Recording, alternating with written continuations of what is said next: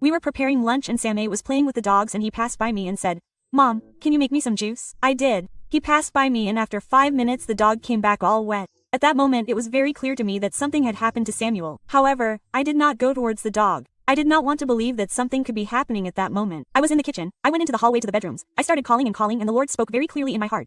"You can go to the pool, it's over there." When I looked at the pool, about 5 meters away from where I was, his flip-flops were floating. I got to the edge of the pool. He was there at the bottom, turned over, right at the bottom of the pool. I immediately jumped into the pool. I screamed before jumping and my family came and I picked him up.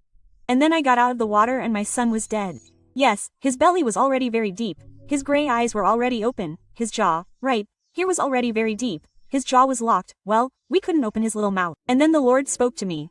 "Worship me and give it to me. Feel free." And I didn't touch him. I just started worshiping the Lord, thanking him for his life. I was going to pray.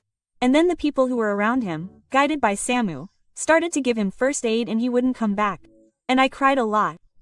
The Lord didn't allow me to think and give me back and I'll give you back, and that's when I heard the first breath.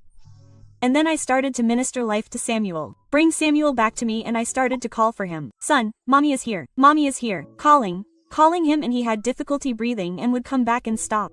And then he started to have more difficulty breathing, but more frequently.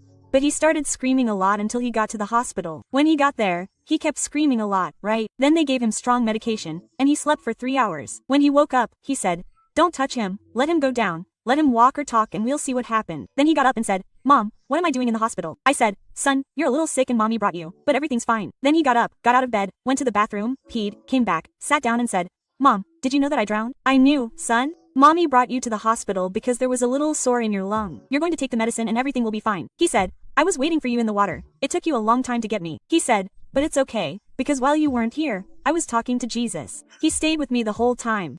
He took me to a place there that had a very large table, full of fruit.